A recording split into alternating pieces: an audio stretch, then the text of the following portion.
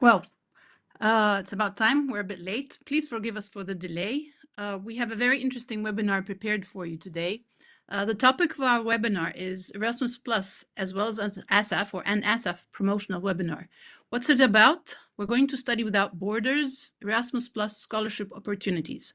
So I'd like to welcome you all. I have no idea, should I say good morning, good afternoon, good evening? Because of that, we have all the different time changes or all the different misunderstanding about timing. I'm Rasha Solomon. I'm a professor of Egyptology, and I'm also very proud to be an Erasmus Plus as well as a Fulbright alumnus.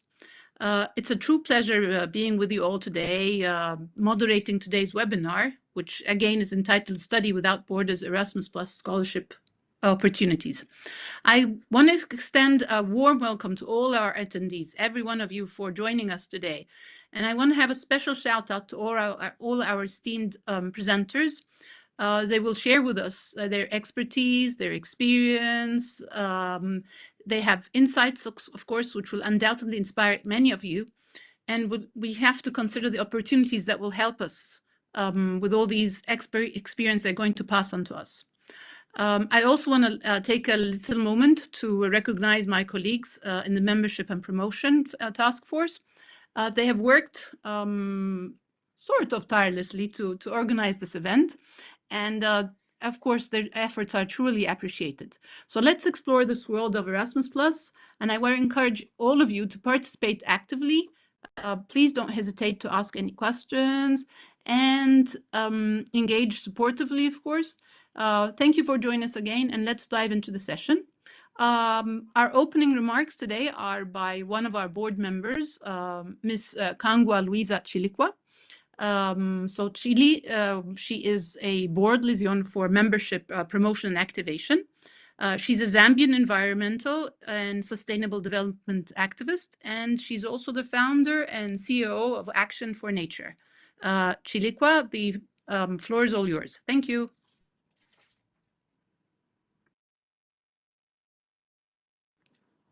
Chilikwa, do we still have you here?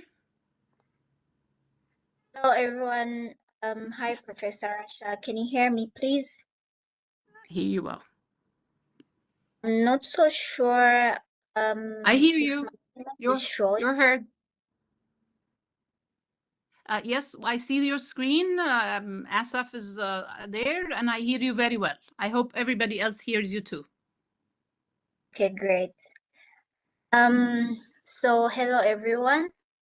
Good evening, good afternoon, good morning, depending on where you are and what time it is right now. We are very excited to host you in this informative webinar. And I must mention that please feel free to ask us any questions, and also feel free to ask for clarity where you may not really be clear. So my name is Kangwa Chilekwa, as already mentioned by Professor Rasha, and I'm the board representative.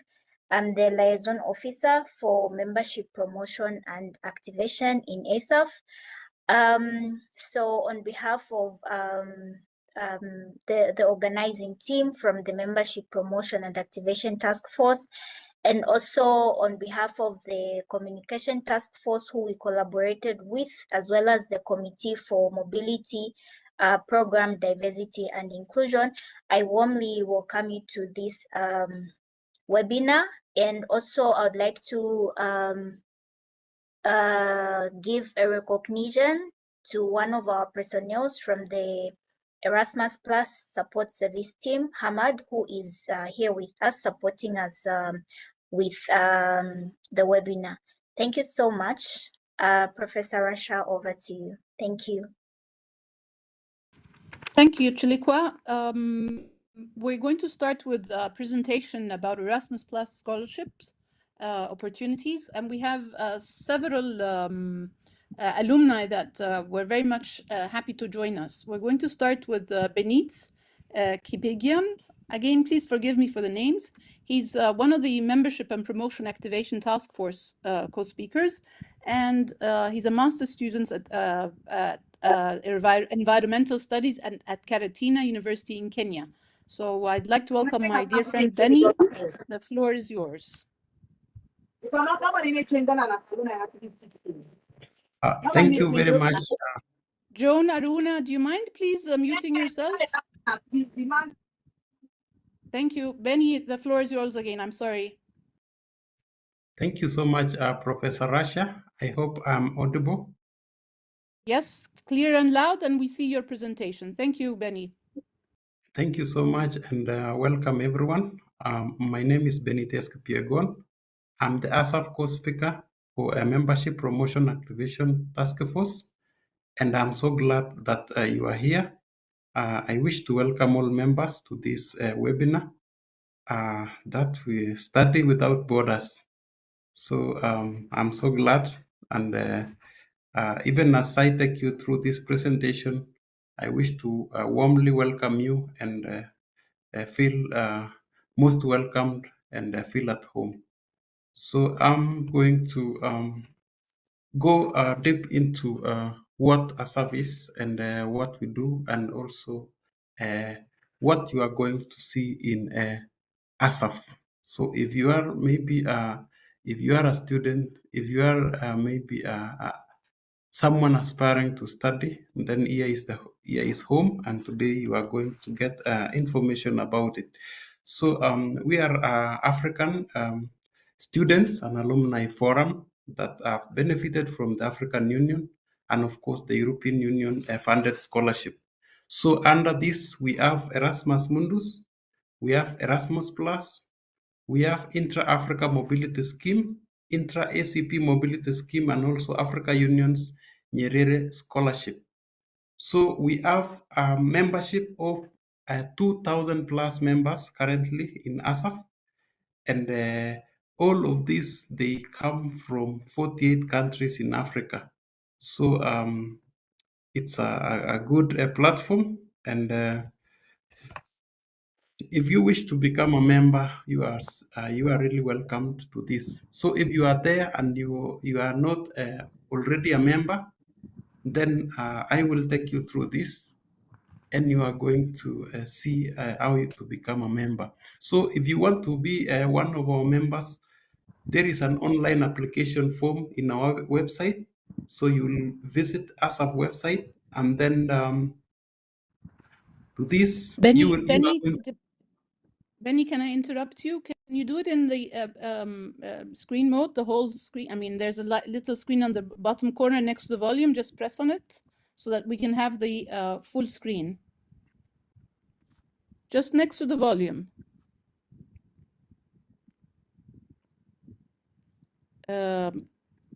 Can you see it? Yes? Or in the presenter's view, whichever's, I mean... Okay. Okay, no problem. Let me not delay you anymore. It's okay. No problem.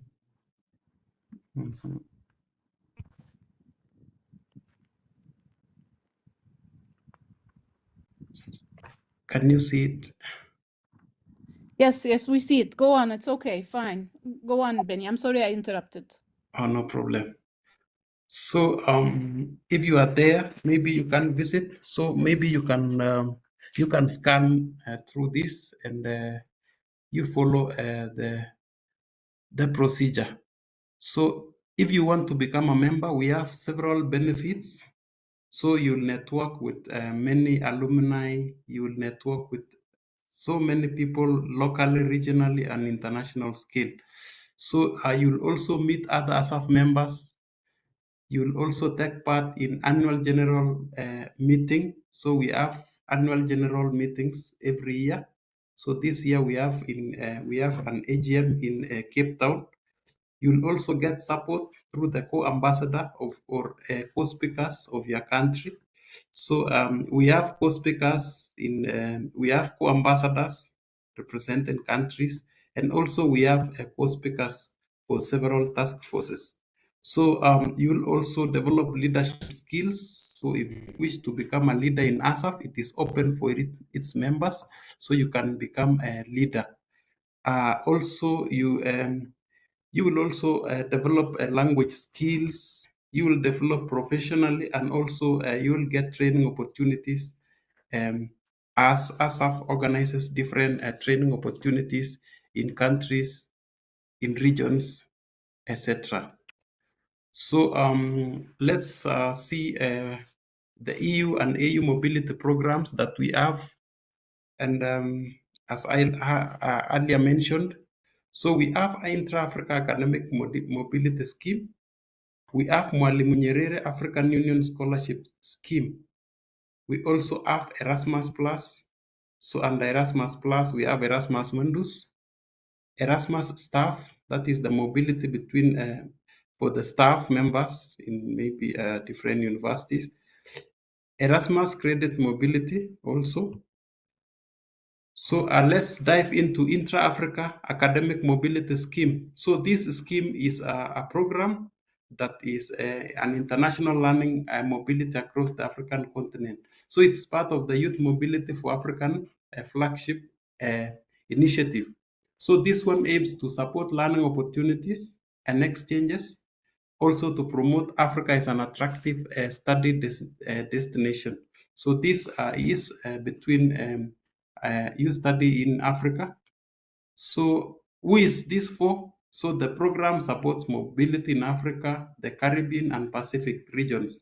So it provides scholarship opportunities for African trainees, students, and also staff. So we have those seeking degrees. So this one can be long term. And also we have those ones that are seeking credit. So this one is for short term. So this can be maybe courses. It can be agreed by maybe two universities, in maybe other one in Africa, another one in Europe.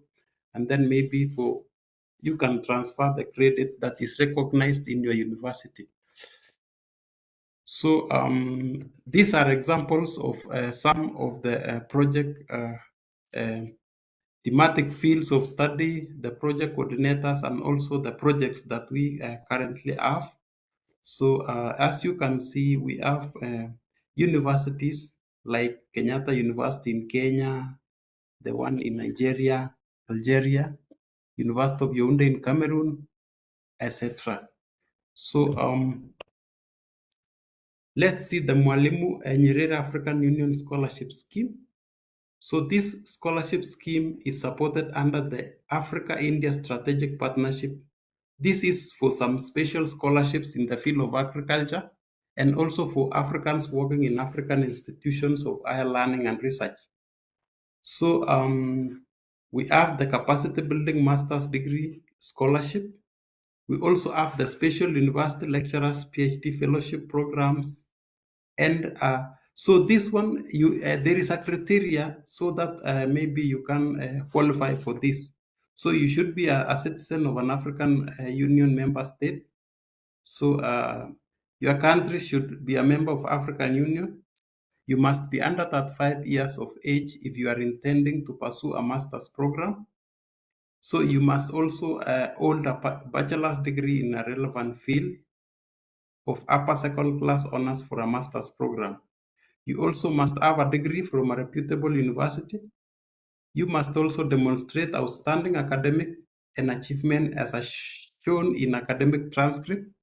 You should also have a proof of admission to undertake a full-time master's, and also willing to commit to working in African Union member state for at least 3 years on completion. For Erasmus Plus, so this is also another program that will support education, training, youth, and sport in Europe. So the 2021-2027 program takes place, and it has a strong focus on social inclusion, the green digital transition, and promoting young people participating in democratic life. So let's begin with Erasmus Mundus. So this is a joint master's program, and it integrates study programs at master level. So they are designed and delivered by international partnerships of higher education. They involve at least three from 3 different countries. So this one you can study in 3 different countries. So maybe you can say you can study your masters in maybe Germany, Hungary, and maybe Bosnia. So something like that. So this one, by supporting this, sorry.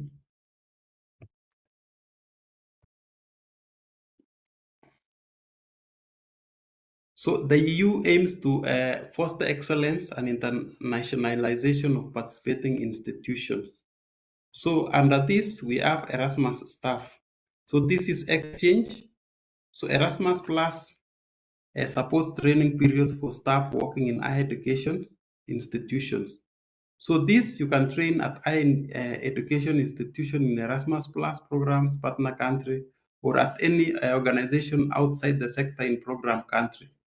So examples of such organization include businesses, public bodies, social partners, research institutes, and also non-governmental organizations. So the third one we have Erasmus Credit Mobility. As earlier mentioned, this supports the mobility of individuals enrolled or employed at higher education institution. This is from a program country to a partner country or vice versa. So this one is open to short cycle, first cycle maybe bachelor or equivalent, or second cycle master. So students as well as cycle 3, that is doctoral candidates, the mobility period can last from 3 months, one academic term, to 12 months. So this one can be maybe up to 12 months, maybe 3 months, 6 months, and 12 months. So we have staff mobility for teaching, for academic staff, and this one as from 2018. So this is from maybe invited staff from non-academic organization to teach at a partner higher education institution. So this one may be an institution of learning. Maybe, for instance, I come from Kenya. Maybe my university, Karatina University, partners with Humboldt University in Germany, and maybe as a staff, maybe I can go to Germany and maybe teach from there, and maybe I come back. So that's staff mobility. So Erasmus Plus offers mobility and cooperation opportunities. So this one is in higher education. We have also opportunities in vocational education and training. We have school education. This one including early childhood education, adult education, youth, and also in sports. So how to participate? So let's begin with staff training. So with Erasmus Plus, training opportunities are available for staff. So the kind of staff that are working in higher education. So both teaching and non-teaching capacities. So training periods abroad can consist of jobs shadowing, observation periods, or specific training course abroad. So this one is for the staff. And for students, Erasmus Plus aims to make learning mobility a realistic possibility for any student in school education.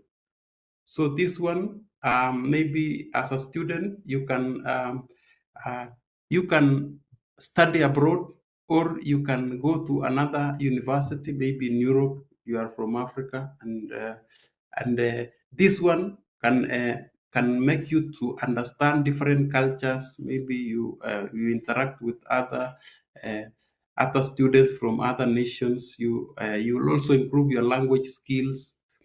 For instance, some of us from Kenya, like myself, I was in Germany, so I studied in English, but I got to learn their culture, and also at the same time, I was able to learn a German language.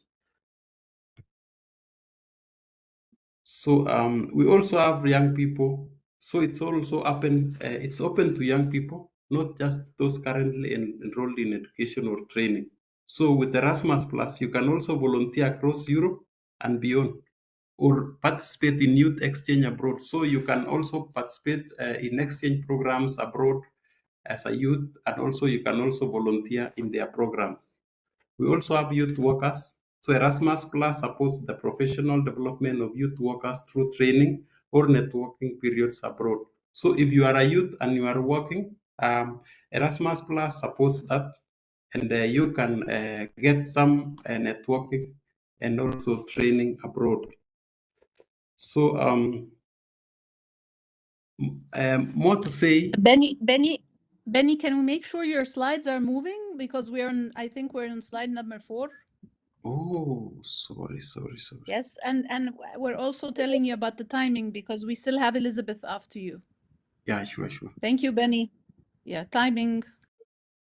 So for more information, I'm going to share this again. We have important.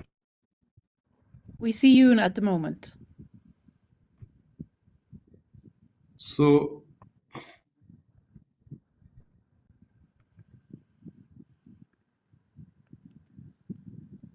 for more information, we have some of the information where you can get a scholarship to see these opportunities. So we have information on Erasmus Plus opportunities and also on Erasmus Mundus. So you can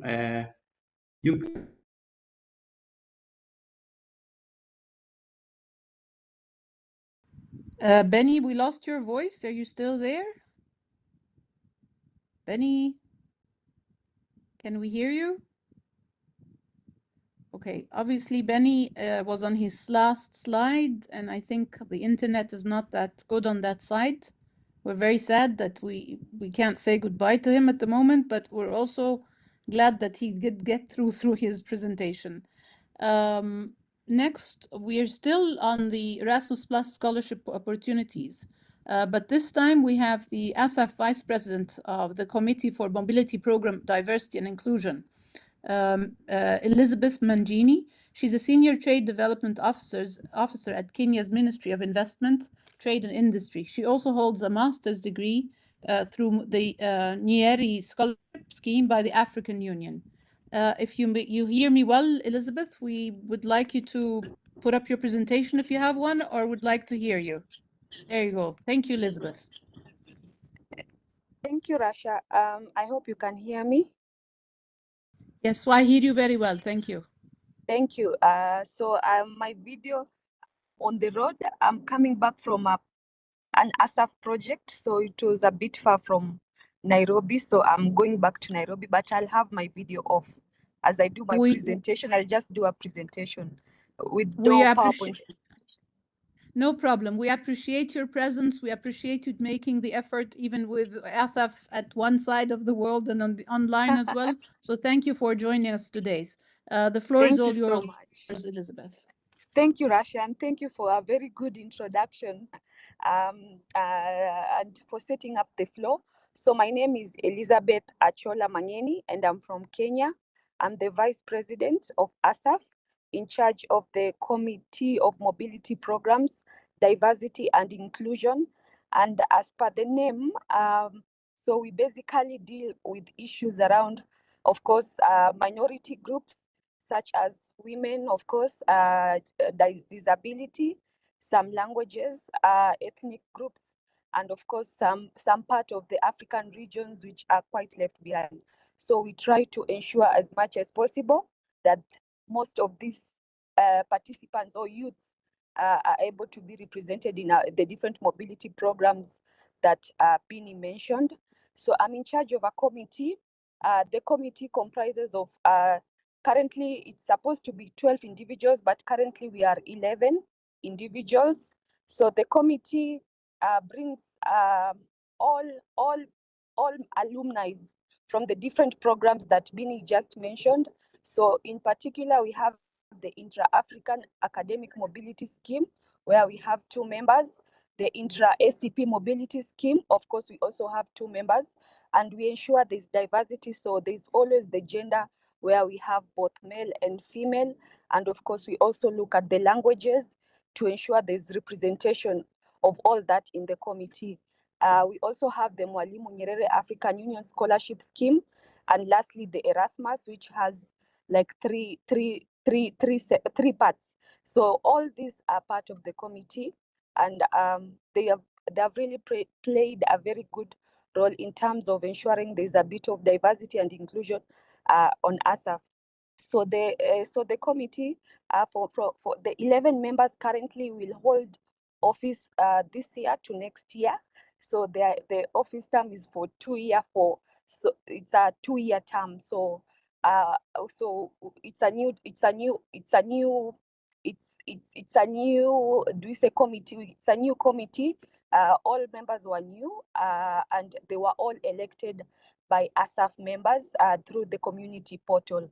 So we try to ensure there's more diversity, and of course everyone is included in the voting process and in selecting people they would want to represent them in the different programs. So as the Committee of Diversity and Inclusion, so you might say, what do we do? So like I mentioned, we ensure there's inclusion and diversity. So like in the upcoming AGF, that is coming up next week in Cape Town, we try to ensure the number of participants has all types of participants represented, all types of representation. So we have Mwalimu Nyerere scholars, mostly made up of people with disabilities. So they are part of the AGF. And of course, other programs, we ensure there's the bit of gender, there's the bit of language. So the activities and every session will have translators for participants who are French, and I know for participants who speak English. So there's always translators to ensure that information is shared in a very accessible format for all. Again, the hotel is quite accessible for everyone, for every participant. So no matter the disability, we get to ensure the places where we have our meeting are accessible, whether you are on a wheelchair, whether you have, of course, visual impairment or any type of disability. We really try to ensure some of these facilities are accessible for all disabilities. And again, in terms of gender, in case there's any issue or like harassment, or somebody feels like their right was violated, there's a mechanism where people will be able to report such cases, and we are able to see how we can analyze such cases and be able to sort them out, to resolve it, of course, by listening to both parties and ensuring it's a win-win, and trying to ensure that people get the justice, of course, after such cases happen. So the committee is really active, and we had a TOT session, the training of trainers in Nairobi, where we are hoping to develop guidelines that will ensure that ASAF is more inclusive as possible. We are not 100%, of course, inclusive. So we are trying to ensure that with the guidelines, we can be more and more inclusive. And I know with all the programs, they ensure there's that inclusion, even in terms of the selection processes. So we want to ensure that maybe years to come, ASAF can be more inclusive, and be more open to, of course, different diversities that we have in the community. So I don't know, Rasha, if I've exhausted my time, but that is something that I can talk about the committee. That's fine. We have a couple of more minutes. Please feel free. Okay. Do you want me to share my experience about the Mwalimu Nyerere here? You're not doing it at the moment. You're doing it in a while. Okay. So okay. So yeah, so that's basically the committee, and like I said, the committee has members from different countries. We have representation, of course, from West Africa, South Africa, East Africa, and we have members from as far as Central Africa Republic. We have Kenya. We have Rwanda. Of course, we have Mauritius. We have a member from Ghana. We have one from Benin, two from Nigeria. We have also Zambia represented, and Cameroon as part of the board. So we hope maybe in the coming years we can have other countries represented in the committee, and that will be able to guide some of these new committees that come up. We'll be able to guide them on how to ensure there's inclusion. I know when we sit on the board, there's always that we always have that section where we have to ensure there's that aspect of inclusion, even in our conversations, even when we speak to the service providers, of course, and to everyone, we ensure there's that aspect of inclusion. So I really don't have much to say, maybe Rasha. So I'll stop there, and in case people have questions. Thank you so much. Thank you, Lizzie. We'll get to the Q&A at the end of the whole webinar. But you still are going to tell us about your Nyerere scholarship. So we'll have you back again on the floor, Elizabeth. Thank you very much. Thank you, Rasha. Thank you. So we were talking about the opportunities. Next, we're going to talk about the experience, the Erasmus Plus experience. And we have two of our experienced alumni from Namibia, as well from Nigeria. I would like to start with Ms. Linenkili Shibiki from Namibia. She has a passion that extends to politics, international relations, elections, and she's actively engaged in shaping public policy. So Linkly, the floor is all yours. And I know that the internet is not really good on your side. So before she even starts, please forgive her if anything goes up or down or stops or freezes. Line, the floor is all yours. Linkela, are you with us? Thank Yes. you. Yes, I'm here. Thank you so much. Good afternoon or evening to all your sides, everyone. Thank you for having me to share my Erasmus experience. I have a PowerPoint presentation. I just had one and suddenly disappeared. And I created one and I have Nada to help me present it, please. I hope she's around to present it for me. Then I can just go on and explain it.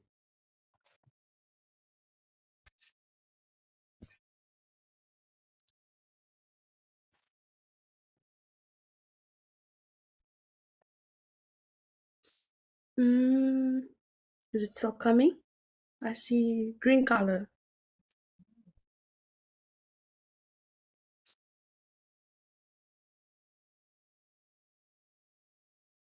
Sorry, can you see the screen? I shared it. Can you see it? Hi, Nada, we can see it. Okay, good. Okay. Sorry. So you can see the screen. Well, now on my side, I cannot see it. So maybe can Nada help me just to... Let me tell you, Linkla, you need to have yourself pinned. So find your little screen somewhere and you pin yourself. You will see your screen. Okay. You're just seeing us at the just moment. Just give me 1 minute, please. Take your time. But quickly. Just kidding. Yeah.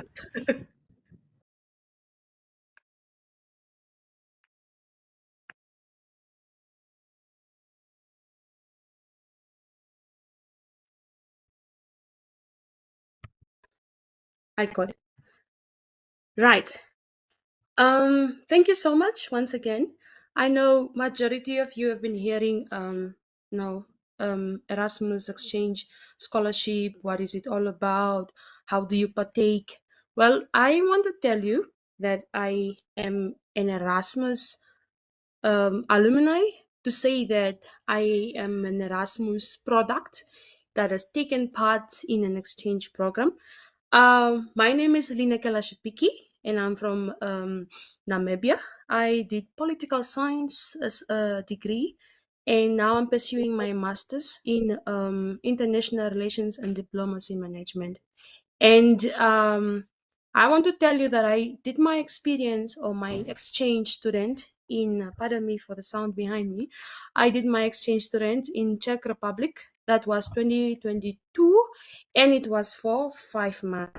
Okay, it's so weird, and it was so funny that it was just an imagination in my brain to say that I would want to travel around the world. One of the good times, I would want to see someone from Europe or someone from Brazil. Then out of nowhere, an opportunity came in my department, and they said, we are looking for political science students to partake in an exchange program, and we would want anyone to just take part. And as long as you have your passport, you have your good academic skills and your good English skills. I said, I am going to apply. So I did not have any passport. No, did I even have any idea about what I was doing. But the fact that I wanted to travel and just get a new different background of my education, my personal growth, everything. I just wanted to have something different. So what happened? I applied. When I applied, I was just writing my examinations, and just because I got an SMS popping in, and this is the main thing, when I got my SMS popping in, suddenly, thank you, you've been selected to go and study in Czech Republic for 5 months. What happened? I jumped and I did not continue my exams. I failed my examination back in my home country. Then I managed to go on an Erasmus exchange. I have to say the journey was quite not easy. It was long. We were the first products from the University of Namibia. Um, we were the first one to enter the airport. We were five of us. For the first time, we traveled on a plane. We did our own applications, visa applications, with our own apostles. It was a long process. But I have to tell you that within that long process, each and every inch of any procedure we have taken, there was a story to tell. My story is long, but I would want to share with you some simple ideas of why did I apply for Erasmus experience. Number one, I did not really want just to have a knowledge about political science in my country. I also wanted to broaden my knowledge abroad, looking at the European experiences, looking at the Latin American experiences. I've had a lot. And in reality, this is what happened in my exchange program.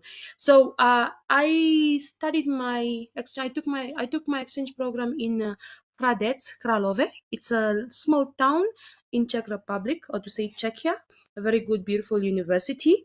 And I got, acquainted with new ways of education, new political system and ideologies. And I had to build some good, strong international connections. And now they are benefiting me. One little example I can tell you. Right now, I'm a youth advocate for entrepreneurship in my country, mainly, and that is dealing with agricultural production. And because I've built international connections through my exchange program, one day we just went on a cultural exchange. It was a food exchange, and we were all just partaking and talking. And then we started talking about the youth exchange, young engagement in entrepreneur. Then that is where I got to meet people who were actually going to encourage me what I can do in my home country about this agricultural production and all this. So international connection has become so high that I've created a lot of friends. I've created friends from Kenya. Now in Africa, it's quite broad. In Europe, in America, I met some African Americans who I was working for just because of I needed some money, quite a lot. And it was really an experience and a fun thing that I interacted with people in different ways. So I also wanted just a basic of cultural exchange. What do I mean? I wanted, to look on the world, to look at things on a different perspective. When you are so enclosed in your country, you would be saying, "Oh no, I just love Namibia. I just love my country. No, people in Namibia are the best." Until you get to go on the other side of the world, then your eyes open and you are like, "Oh, okay. There are a lot of people around here from different countries, their cultural way of talking, interactions. It just opens your mind. And this is just through partaking in my Erasmus. Let's not leave the main thing or the important part behind. And this is the academic experience. What happened? I went to Czech Republic, and this was during the COVID, the coronavirus. Yeah. Link. There's the personal and cultural experiences, the slide at the moment. You need another slide, not this one, right? Now I see. So maybe Nada have a different because It now I'm says moving on to personal an and cultural academic experience. experience. Okay, Yeah, just I'm tell me moving when you on. want the next slide. Okay, okay. Let me talk about. I will start with the titles, then we can continue. Okay, now you're on the personal and cultural experience one. No, I'm moving on to the academic experience now. You want the academic one? Okay. Yeah. There, thank you. Okay. It's there. Good. Sorry for that. So moving on to the main part, why I went and partook in Erasmus exchange. I needed academic experience, and I would tell you that 100% I made it. I attended lectures, seminars in English. Of course, the language was Czechia, but I managed to attend them in English, and I got new ways of teaching and of presentation and communication. I've learned a lot of new skills just with my studying into a new different environment and background. It was a little bit funny when I went there, with different ways of interaction with teaching and with the lecturers and all that. So when I was in Namibia, I was a little bit afraid. We were a bit on pressure. You have to meet deadlines of assignments and all that. So when I went into Czech Republic, I thought it was the same thing. And when we were there, I think I was running ahead of my assignments, and my lecturer just said, "Lina Keller, take your time, okay? Don't rush. Make it. Just read, understand, and give it on time." So I was so surprised. I'm like, "Oh, okay. So actually, it's so different that even the way lecturers are interacting with you, it's different from your home background, even the classrooms, even the environment." It was such a good experience that I managed to focus on various lessons like European politics, international relations, comparative political systems, and the European governance and integration, which is very important right now because I'm a teacher by profession, and I teach development studies. And now when I teach my learners, I incorporate all this knowledge I've gotten or I've received from my exchange program. So we move on to and cultural experience. I explained about this. Maybe I can just give a little bit, just a little bit of information again to what happened during my stay in Czech Republic. So I was in how do I say this? I was in a dominant or variety or a diverse environment. I would say Likela, the my slides dominance the slide majority is challenge. They are the challenges that you faced. The is slide you have it. at the moment are the So challenges that you faced. okay. Okay, I will tell you the title of the slides. At the moment, it's challenges that you Okay. faced. Okay, that was good. So, all right. Apart from my academic experience, of course, I would not say it was just a silver platter. You do everything smoothly and fine. There were also some hiccups on the way. And number one was the language barrier in our daily lives. So, what happened is these people, or the Czech Republic people, spoke Czechia language, and majority of them, English is not really dominant. They speak their local language. So, it was so hard that even if you go in a shop, you have to take your phone and Google just some lens for you to get the translation of what to eat. Or even if you go in class someday and the lecturer doesn't come, sometimes they send you some information in the Czechia language. So it was a bit tricky. Even if you want to buy something in the service, you have to try to communicate through a phone, like via Google, so that you can communicate. Language barrier was really a bit problematic, however, not really weighing down. And also, I have to be honest, with the food and the climate, it's different. When I went there, I bought some food in the restaurant one of the good days, and I said, okay, I think I miss home because the food was a bit different. The taste was different, and the way we eat spicy food in Namibia, it was not the same thing in Czech Republic, and also the climate. When I came back home, I told my friends, I said, the climate in Czech Republic it's like it fluctuates. Just 5 minutes is raining, suddenly 10 minutes is snowing.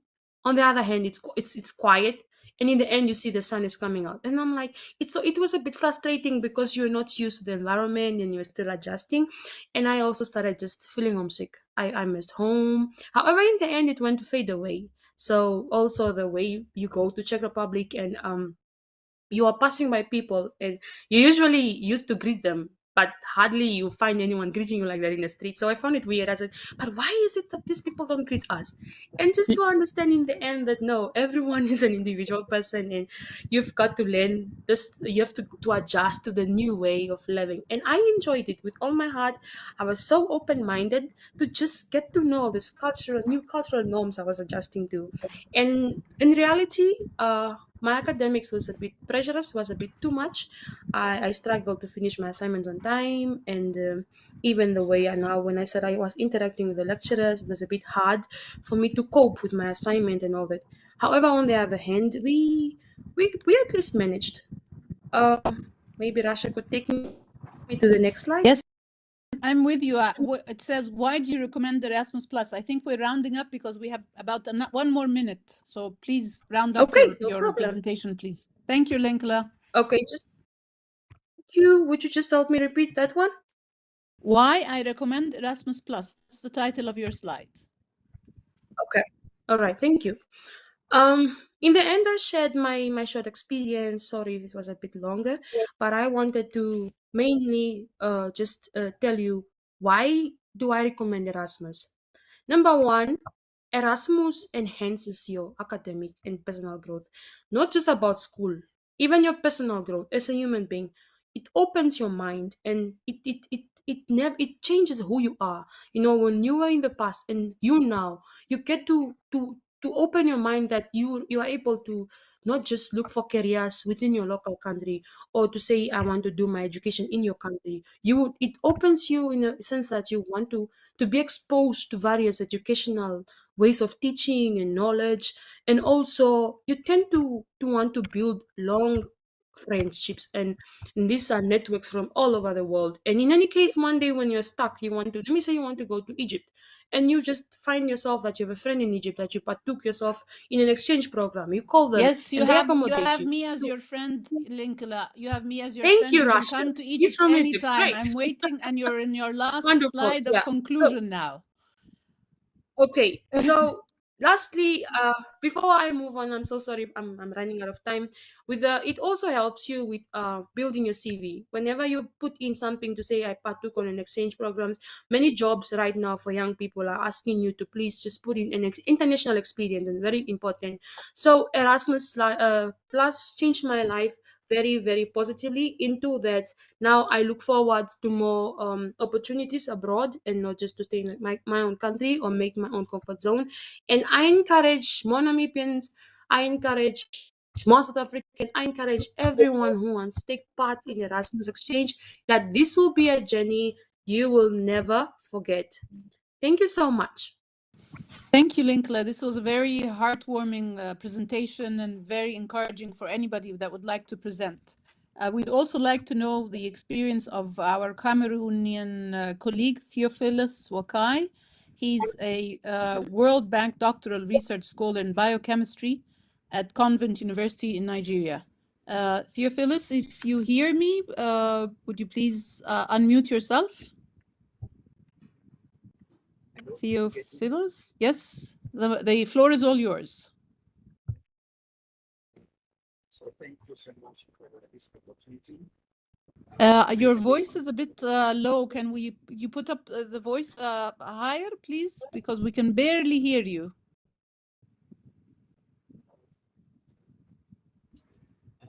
Just to confirm, can you hear me better now? Can you hear me? Yes, I hear you a little bit better. Yes, but yes, just a little bit better. Oh, Go ahead. I think I have some challenges on my system here, but if you can help me, can I write them? I'm sorry? Can I write them? I didn't. You want to write? Do I hear you correctly? Do you want? I'm sorry, I don't hear you very well. Okay.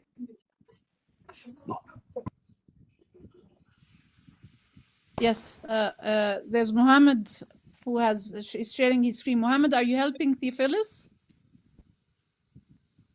I just want to confirm if you can hear me. Yes, I hear you now. Go ahead. You don't. Okay, there's no presentation. That's fine. Go ahead. We hear you clearly now. Okay. Thank you so much, everyone. I had some challenges, technical challenges, but please, I'll be able to give some few minutes to give my view on my Erasmus experience. I am Theophilus Nang, a doctoral student of biochemistry at the Covenant University in Nyerere. I am a Cameroonian, and I had a wonderful experience leaving Cameroon to Poland at Adam Mickiewicz University, that is in Poznan. It was really a great thing for me. Going on Erasmus was actually my very first time traveling up the African continent. So it was a great thing for me. And I can tell you it was both exciting and a bit very nervous for me. You know, studying in a world-class university as such that was made of people from different backgrounds was really, really not easy for me at first. Poland attracted me first because it has a very rich history. There's an easy cost of living as compared to other European countries. When I heard about Erasmus, I didn't know exactly what that means. I saw a flyer on our campus, and I just said, okay, let me reach out to the corresponding officer. And I was marveled at what Erasmus is actually doing. And I was actually ignorant having such opportunities online. And I saw the power of communication, power of information. I took this advantage and shared with my classmates, and just 3 of us applied. Fortunately, all the 3 persons were selected. So while at Urban Discrimination University, I found a very, very supportive and stimulating environment. The university, of course, is highly respected. I had a strong focus on work. Like, I really wanted to make research my idea going for Erasmus for research. However, when I went there, I discovered that most students who come for Erasmus were focusing on playing, moving around, enjoying their cultures, traveling, but that was not my objective. I was already I had started my master's, and I wanted to complete master's program in a reputable institution. Theophilus, you're cutting a bit. Can you try and get closer to the router? Maybe it's the internet. I'm sorry. Okay, can you get me now? Yes, but stay closer to the router. We hear you now, but louder voice and slower. Maybe we can hear you better. Okay, all right. Now, beyond my coursework at Urban Discrimination University, I actually made Erasmus count academically. Instead of spending my time traveling around Poland, I actually focused on doing research. I met a very amazing professor, Professor Yapna, who became like a very good friend and mentor to me. To see Erasmus beyond traveling to more places, but to actually impact academic life. That was a very huge milestone for me. And through that Erasmus, I published my first ever research manuscript thanks to that Erasmus program. And I was so excited that my name was now found as those who have contributed to the scientific community. A few months after my Erasmus program, that was in 2019, I became a member of ASAF, the African Students and Alumni Forum. The network initially did not make real sense to me, but before the lapse of 1 year, ASAF became serving me a new dimension, a new way of thinking. Through it, I joined this committee for inclusion and diversity. It actually helped me to understand myself better and even how I live.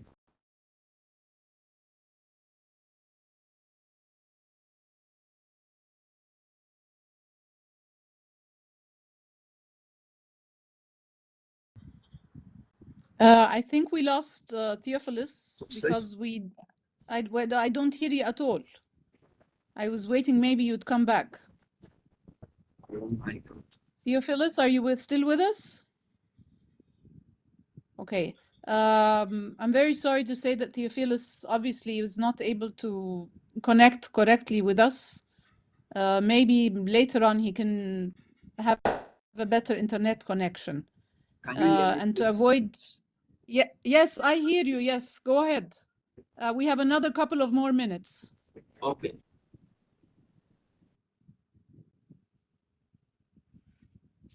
No, I lost you. Joining ASAF, and now becoming a member of Diversity and Inclusion Committee.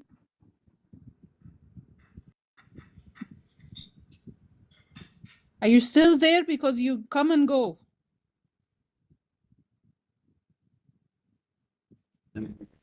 During my Erasmus stay in Poland.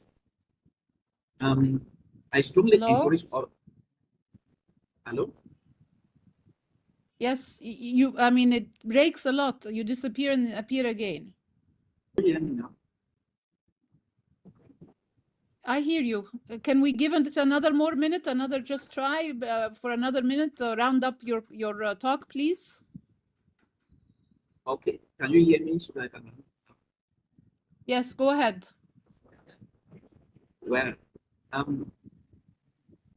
it's Erasmus as well, because I would really love more people to experience these incredible opportunities.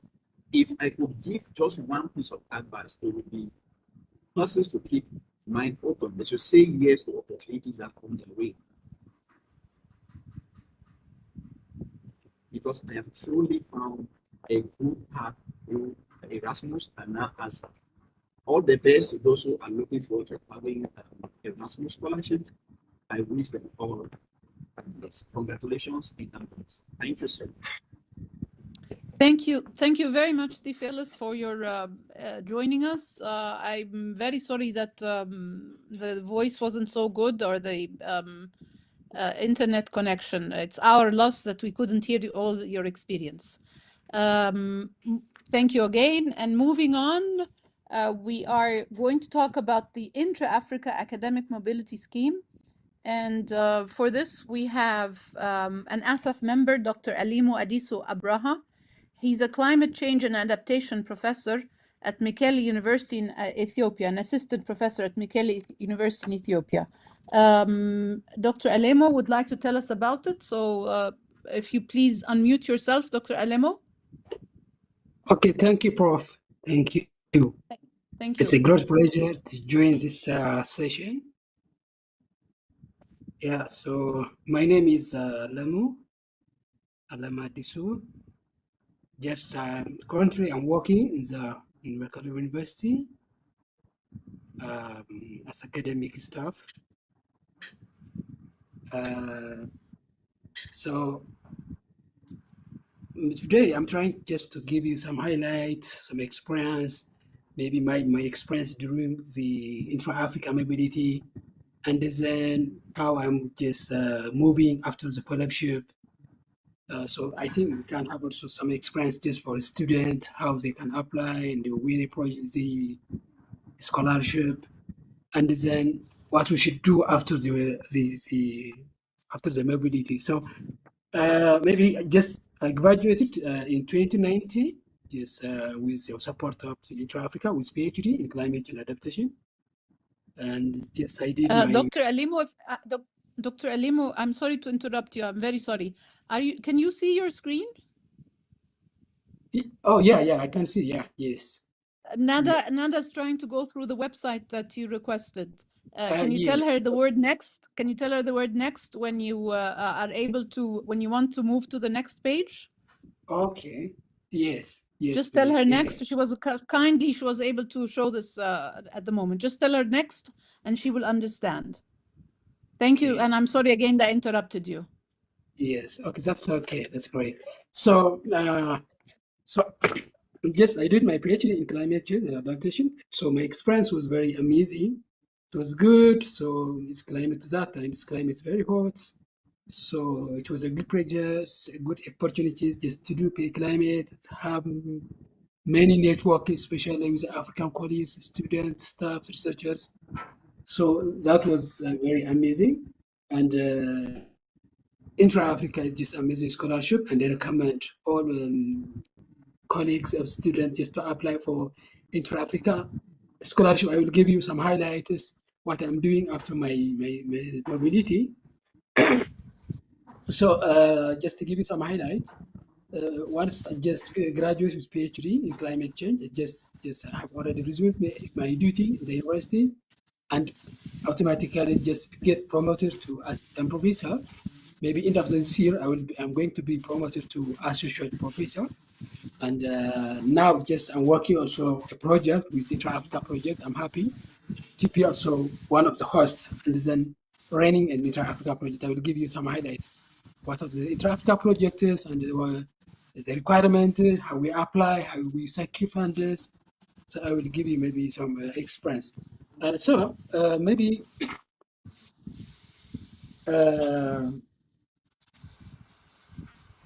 after my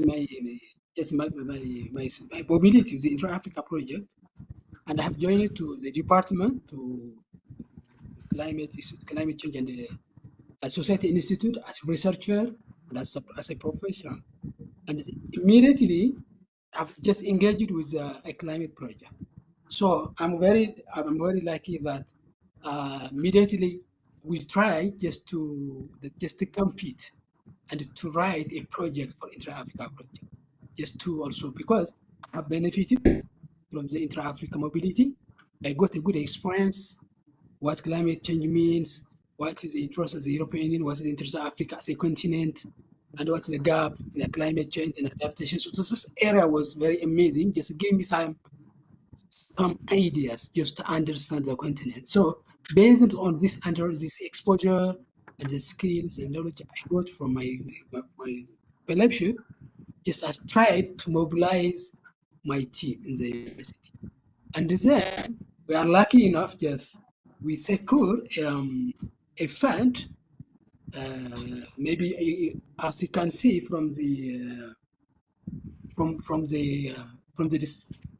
slide. So we mobilize, we organize 5 countries just to write a project for Intra-Africa. So a colleague from we team up some colleague from Ghana, University of Ghana, I think, and from Tanzania, University of Dar es Salaam, from Nigeria, from South Africa, Free State University, and then one university, Technical University of European Union from Denmark. And then by organizing this university, we developed a project. If you remember, in 2024, the European Union was announced a call for Intra-Africa projects. I think that one was 27 million euro project, and we compete. I think at that time more than over 600 universities was competed for that call, and my team just succeed just to secure this fund. Now we are just we receive Intra-Africa students in Ghana, Zimbabwe, and Nigeria, and South Africa. So even to my university now we receive 2 PhD and then 5 masters. They are a full scholarship, and we paid them almost 900 euro for masters, and 1,230 euro for PhD. So now we are training a master. So from this slide, maybe you can see this is our project. So our project can see the list of the university here. So you can see the list, the total scholarship. We have 22 full master's scholarship. From the 22, 13 are just for short-term mobility, just most of the time for 4 months. We have already received it, and we finished. I think we received 2 for short, one from Kenya and one from the Western Africa. So now we have 30, and then we have PhD, and sometimes 6 PhD for short term. So we recruit PhD short term almost for 6 months. Dr. Alamo, this is Dr. Alamo, may I interrupt you? I'm sorry, I'm sure all those attending would like to ask you. This is the same link that you sent in the chat, correct? Yes.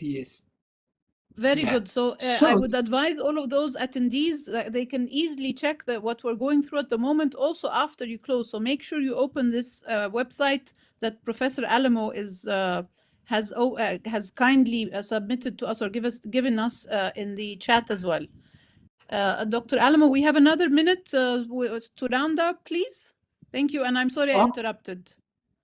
Okay, fine. So this is the project. So now, so you can submit, and not only for a scholarship. So you can see the number of scholarships, the criteria. You can see the number of the eligible countries. So in this Intra-Africa project, we have two categories. So TG2 means target group 2 and target group 3. If you are from target group 3, that means the university if there is a university running this project from your country, you are going to be target group 1. So if you are applying as a target group 1, you have to get what? A recommendation letter from your home university just to apply for this scholarship. Okay, so this is what target group 2 and target group 1 mean. So now you can see which one is target group and which one is target group 1. So this is the category you can see. So at the same time, maybe for last year, the European Union also announced a new call for 2024. I think it's a fund for 29 million euros, and we expect to receive the result within the next 1 or 2 months. So that one is also the same procedure. You should have partnership from Africa, and at the same time you should have one partner from European Union. So now, just so by having some group of universities from Africa and one from European Union, you can submit a project, you can get a fund, and they recruit a student for masters, PhD, staff mobility, and this is also one opportunity. After you finish your mobility, so you have to also see an opportunity just to compete for fund, not just only for a scholarship. This one is a scholarship actually. You can apply for a scholarship. We have many projects. So next year, maybe September, if we secure the fund, we'll advertise for the new project, and hopefully one of the ASAF member can apply for the scholarship. So at least Africa we will receive some fund. Maybe my university might not be one of the winner. We don't know. So we are waiting for the result. But at least you can keep your eyes on the website of the European Union. Hopefully, maybe after September, we will have a new call for Intra-Africa, because many universities already applied for the call, and that fund was 29 million euros, and we expect 8 up to 10 new projects. So many young African students will benefit from this new project. So this is our project, and I recommend you just take a look and study the criteria and how you can apply for a scholarship and how you can compete for a fund.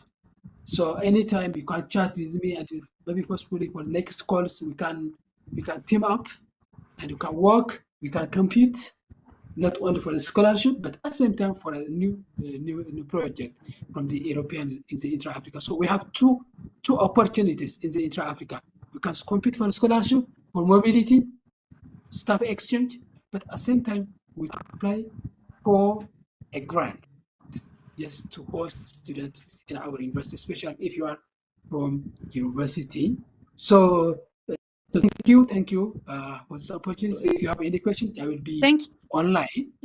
Thank you share my experience. Thank you very much, Dr. Mwalimu. Thank you very much. A very informative session. Thank you. Next, we will have our friend who's traveling. Elizabeth, I feel you. I really appreciate you joining, even if you're on the road. I know that it's very difficult. If you can give us another 5 more minutes of your time, just only 5 more, to give us an idea about the Nyerere scholarship, since you're one of the alumni, and of course being a committee member for the mobility program and diversity inclusion. We have heard Lizzie before, but we only want her experience this time as an alumni. Thank you very much, Lizzie. The floor is yours for another 5 more minutes. Thank you. Elizabeth, she's on the road, I know. I hope she's here. Are you here, Elizabeth? Yes, she's here. Can you unmute yourself, Lizzie? Elizabeth? Sorry, yes, I'm here. Yes. Yes, the floor is yours for the next 5 minutes. Yes, thank you so much. I'm a Mwalimu Julius Nyerere scholarships scheme that was by the African Union. So in 2014, I saw the call for application. I remember I was clueless. I had just graduated and I was looking for a job. So I was really searching for a job, and it was really not coming through. So I was able to get the Mwalimu Julius Nyerere scholarship scheme. I saw it online. Somebody shared it either on WhatsApp. So when I saw the application, I wanted to apply and I applied for it. I remember then they really encouraged us to apply to different universities, universities outside our home country.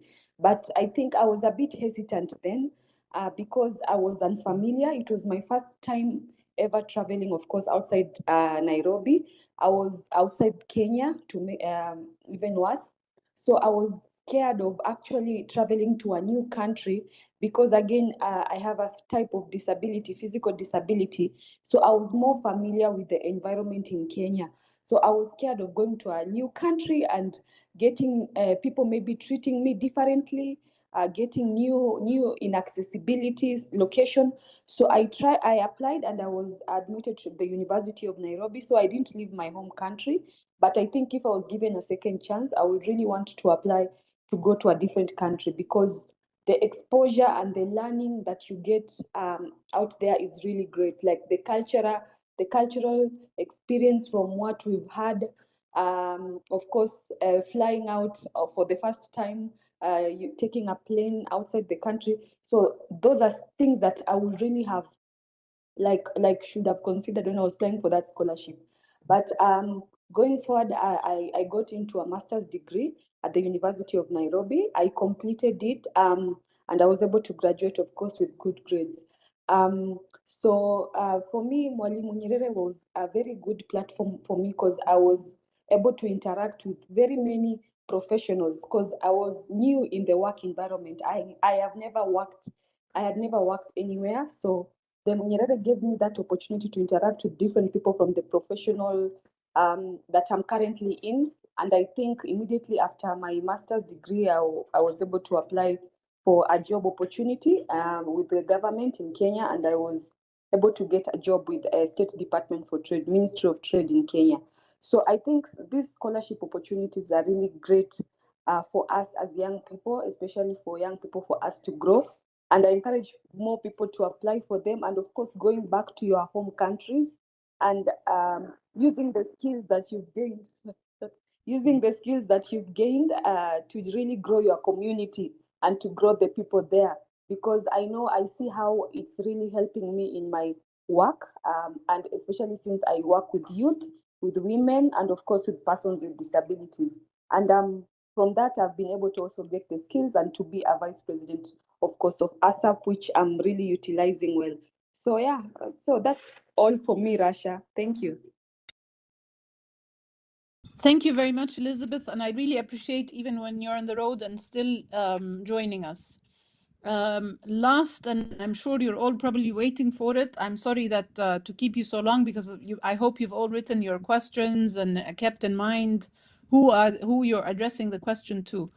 Just to refresh your memory of all of those who have joined us today and given us talks in case you're asking questions. We had Elizabeth, which just was with us at the moment, Benny as well. We've had Linkela, Theophilus, we've had Dr. Almo and Lizzie or Elizabeth once again. So please, if you have any questions, just raise your hand or write it in the chat box. Thank you, Lizzie. Write it in the chat box and I will address it to whoever person, and that's why I mentioned these names in case you want to address one of them, the exact question you have in mind. Please, any questions? Yes, Mayali from Madagascar. Mayali has given us the first question.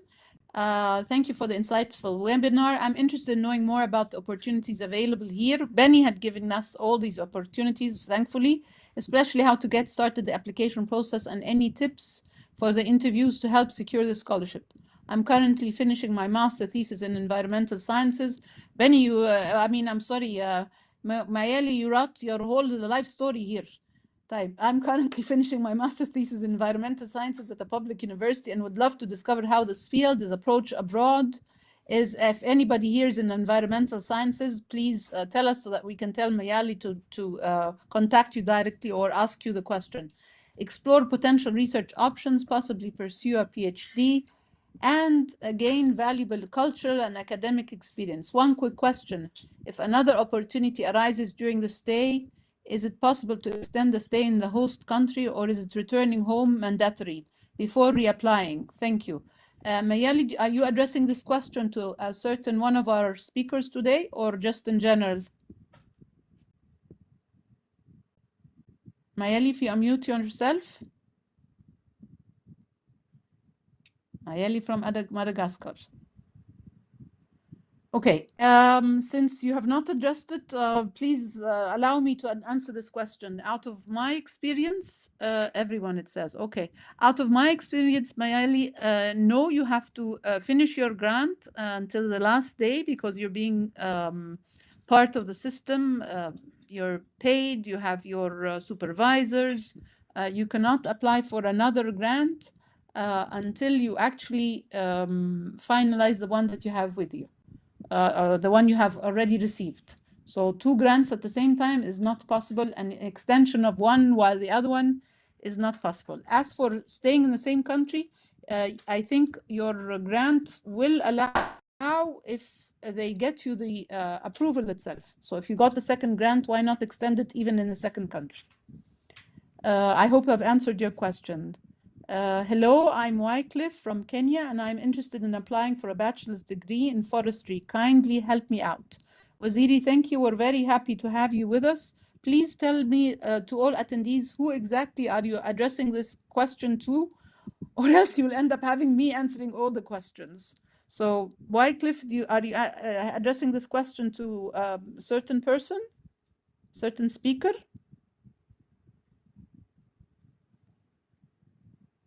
No? Okay. Can any of those of our speakers that are in forestry answer Wycliffe's question? Because I'm not. Yes, to Benny. Benny, are you with us? Benny? So thank you so much, Waziri, and welcome. So to your question, so I think there are opportunities. So when a call for scholarship is made, so I think you can apply depending on what you want to study. So for instance, if you want to apply like a degree in forestry, maybe you will, I shared my presentation, and that one, maybe you can get to Erasmus plus scholarships.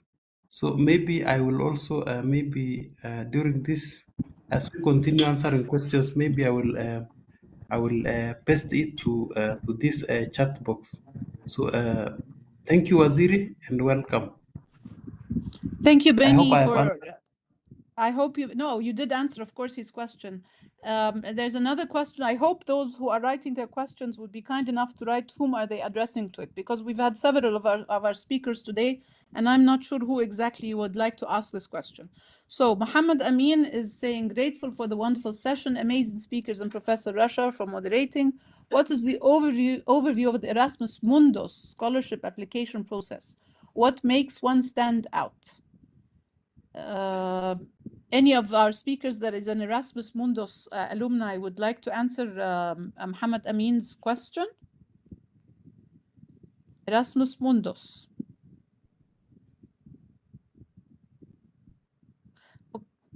Okay, there you have a whole website. Benit was very kind to give you a website that will guide you through this application.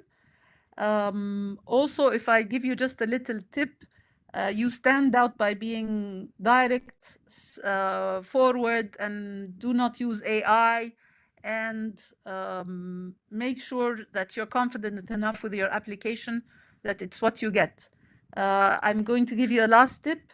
When you're applying, check what is in fashion with your topic. So if you do Egyptology like I do, at the moment, cultural heritage is something big. So I'm just giving you an example. I hope we've answered your question, myself and Benit. Thank you, Benit. Any other questions? Any other questions? Okay, it seems that we have rounded up. We've done a great. Oh, okay. We have Brian here. Brian, hello, good evening. I'm Brian from Kenya. We have lots of Kenyans. I'm glad. and I'm interested in applying a master's industrial chemistry which focuses on waste management.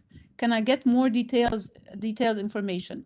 Benny, can you write your contact number, Benitez, your email, and we can have Brian, who's also a fellow Kenyan student, maybe contact you, and you can maybe help him out with waste management. I'm not sure, because Egyptology is very far from waste management. I cannot advise this at all. If any of our speakers would like to help with this advice, Benit, there you go. Rasha, So, can I Brian, maybe, yes? can Yes, I just maybe one last thing, interrupt? Ilham. Brian, here's the email of Benit. Please contact Benit directly, and you can get much more information, especially that he's a fellow Kenyan person. Ilham, yes, you'd like to add something? Okay, yeah, I just want to maybe answer the question of Brian, since he's asking about. Please do. Yeah, maybe he'll be interested in applying for Erasmus Mundus scholarship. I think it's still ongoing, and there are some like programs for chemistry. I could send him the catalog, even though it is available online. But maybe he can check with this scholarship is really available there, and I would really advise him to apply for it. Great, thank you very much, Ilham. welcome. Brian, can you put your email, Brian, in the chat so that Ilham can send you the catalog that she just mentioned? Brian, if you hear me, please put your email in the there he is. Thank you, Brian. Rebecca, hello, Rebecca from Zimbabwe. I'm interested in pursuing a master's degree in environmental management. Can I get information on how to secure funding? It's not securing funding that you need. You need to do a strong application, Rebecca, and from there you get the approval that your master's degree or your master's proposal is approved. And from there, once you get the approval, you will get the funding. The funding is the last thing of the approval. If anyone else would like to join and answer Rebecca's question. Yeah, involved that she can apply for many projects actually in environment.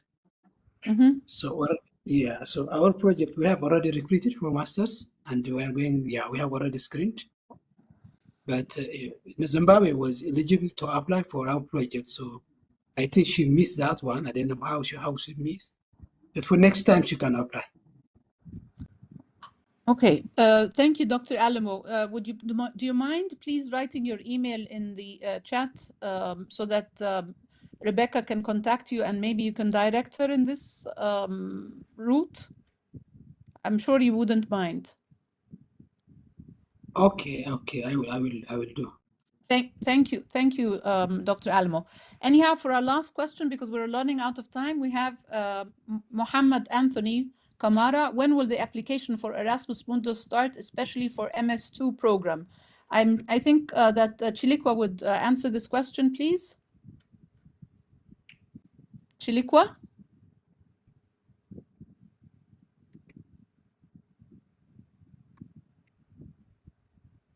Hello?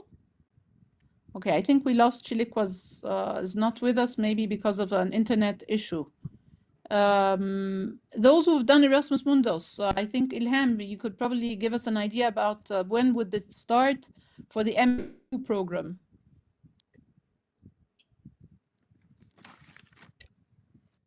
Sorry, Rasha, can you please repeat the question? Yes, when will the application for the Erasmus Mundus start, especially for the MS2 program? I'm ignorant. I don't know what. And when it has already, you know where the deadline is, Ilham? No, each university has its own deadline, and I assume it will have a deadline for all scholarships. Hello, can you hear me? Sorry. But I will. Yes, thank you, Ilham. Okay, just 1 second. You will be what, sorry? I will be sending catalog here on the chat box so that everyone can log in and see it by themselves, because each program has its own deadline. Okay. Perfect. Very much appreciated, Ilham. Chilikwa, you wanted to add something. I'm sorry, someone. Something. Chilikwa? Okay. Chilikwa is not here. Okay. There is Walsgan. Hello, everyone. I'm passionate about pursuing a career in a Master's of Sciences Business Analytics, and I'm currently seeking a scholarship opportunity to help me begin my studies. Any support or guidance would be greatly appreciated. Business Analytics. Do we have anyone doing business analytics? Business Analytics. Okay. Okay, so I'll have to move on. Forgive me, Wasugan, I cannot answer your question. I'm not in this topic or in this field at all. I have two more questions. Ilham kindly had added the catalogs for the Erasmus Mundus. Please do not miss them out. Open them now before we close the chat. And even Dr. Alamo had placed his email for those who need to contact him directly. Ibrahim Abdullah and Mr. Adaruwaka, please be the last ones to add your questions. It says, hello, thanks very much for this opportunity. I'm Ibrahim Abdullah Saisai from Sierra Leone. A pleasure to have you with us, Ibrahim. Next comes Mr. Adarukwa. I'm Theophilus from Ghana. I want to find out more details with regards to Masters in Agriculture Sciences. I remember I had an application through an email, but the response wasn't successful. I can only think of two things to answer your question, Mr. Adurkwa. This would be that number one, your application was not complete, and that's why it was not successful. And number two, do we have anyone in agricultural sciences of our speakers that would like to help Theophilus from Ghana? Anyone that is in the field of agricultural sciences? I'm very sorry, Theophilus. If you were in Egyptology, I would have adopted you. Anyhow, I want to thank each and every one of you for joining us today. It's been a pleasure moderating this session today for the past hour and a half or so. We've covered valuable topics, including the scholarship presentation, inspiring testimonials from the participants or from our speakers, their experiences. I hope these stories have motivated you to explore more about these opportunities. I also present a big thank you to our presenters for their insights and to all of their active participation. To all of those that attended, your engagement have of course enriched all our discussions. I hope that you found at least some answers during the Q&A session to be some insightful. I also want to make sure to have you remember that you apply for these scholarships, because that's the whole purpose of our webinar today. It's going to be, of course, a step forwards to broadening your horizons, as you've seen all of those who exposed their experience. Thank you once again for joining us. And we look forward, of course, to seeing you in the future in many other events. Stay safe, take care. Forgive me for if there was any issues or unanswered questions. Thank you all.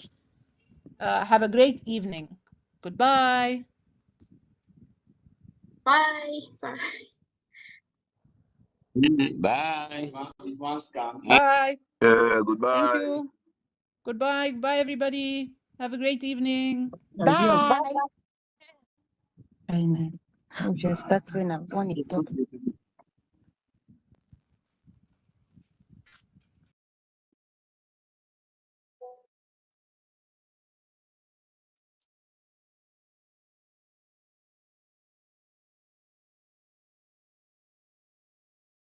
Bye, everyone. Thank